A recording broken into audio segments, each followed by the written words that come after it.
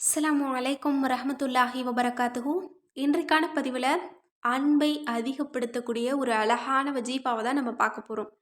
ஏன்னா அன்பு அதிகரிக்கணும் அப்படின்னு நிறைய பேர் வீடியோக்கள் போடுங்க அப்படின்னு சொல்லி கேட்டுக்கிட்டே இருக்கீங்க. அவங்களுக்கான பதிவு தான் இந்த பதிவு. இன்னும் நிறைய பேர் கேட்குறீங்க, குர்ஆன் வசனங்கள் ஓத முடியாது, இன்னும் பெரிய அமல்கள் செய்ய முடியாது. ஆனால் எங்களுடைய மனசுக்கு பிடிச்சவங்களுடைய அன்பு எங்களுக்கு கிடைக்கணும், இலகுவா ஏதாவது சொல்லுங்க, பீரியட்ஸ்லேயும் ஓதுற மாதிரி ஒரு திக்ரு சொல்லுங்க அப்படின்னு சொல்லி கேட்குறீங்க. அவங்களுக்கான பதிவு தான் இந்த பதிவு. எனவே இன்ஷா அல்லாஹ் யாருடைய மனமாவது மாறணும் அப்படின்னு நீங்கள் நினைச்சாலும், அதாவது என்னுடைய கணவர் இருக்காரு, அவருடைய குணம் சரியில்ல, அவர் அன்பா மாறணும்.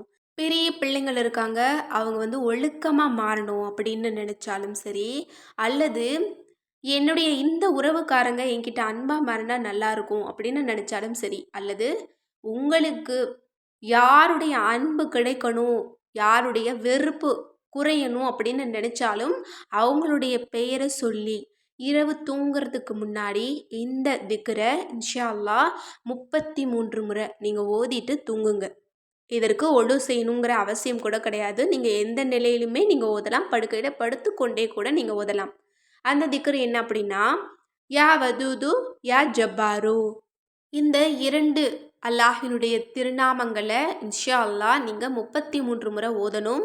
அதற்கு முன்னாடியும் பின்னாடியும் அந்த நபருடைய பெயரை சொல்லி, அல்லாஹ்வே இவங்களுடைய உள்ளம் எனக்கு மாறணும், இவங்க அன்பாக நடக்கணும், இவங்க தவறான வழியில் இருக்காங்க, அதிலிருந்து திருந்தி வெளியில் வரணும் அப்படின்னு நினச்சாலும் இன்ஷா அல்லாஹ் அல்லாஹ்விடத்தில் முறையிடுங்க.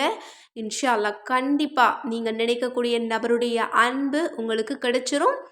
இன்னும் எந்த உறவை நினச்சி நீங்கள் ரொம்ப கவலைப்பட்டுட்டு இருக்கீங்களோ, இந்த உறவுக்காரங்க மாறினா கொஞ்சம் நல்லாயிருக்கும், என்னுடைய இந்த ஒரு அன்பான உறவு இப்படி மாறினா நல்லா இருக்குமோ அப்படின்னு எப்படி நீங்கள் மாறணும்னு நினச்சாலும், ஹலாலான முறையில் இந்த 2 திக்ரை மட்டும் நீங்கள் சொல்லிட்டு அல்லாஹ்விடத்தில் கேளுங்க. அல்லாஹ் அன்பானவனாக இருக்கிறான். அல்லாஹ் அனைவருடைய உள்ளத்தையும் மாற்றக்கூடியவனாக இருக்கிறான். கண்டிப்பாக நீங்கள் ஹலாலான முறையில் இந்த திக்ரை ஓதி கேட்டிங்க அப்படின்னா இன்ஷா அல்லாஹ் கண்டிப்பாக அல்லாஹ் அவங்களுடைய உள்ளத்தை உங்கள் மீது திருப்புவான். இன்னும் அவங்க உங்கள் மேலே எவ்வளவு கோபமாக இருந்தாலும், எத்தனை வருடங்கள் பேசாமல் இருந்தாலும், அல்லாஹ் நாடிட்டான் அப்படின்னா ஒரே நாளில் மாற்றத்தை ஏற்படுத்துவான். அதனால் நீங்கள் எதை கேட்டாலும் அல்லாஹ்விடத்தில் நீங்கள் கேளுங்க. நீங்கள் எது மாறினா நல்லா இருக்குமோ அப்படின்னு நினைச்சாலும் அல்லாஹ்விடத்தில் கேளுங்க. அல்லாஹ் மட்டும்தான் மாற்றத்தை உருவாக்கக்கூடியவன். இன்னும் நம்முடைய துஆ மட்டும்தான் இன்னும் சிறந்த மாற்றங்களை உருவாக்கக்கூடியது. எனவே இன்ஷா அல்லாஹ் இந்த சிறந்த திக்ரை உங்களுக்கு பிடித்த நபர் உங்கள் மீது அன்பாக இருக்கணும் அப்படின்னு நினச்சி ஓதுங்க. அல்லாஹ் நீங்கள் விரும்பக்கூடிய நபருடைய அன்பை உங்களுக்கு நசீபாக்கி தருவான்.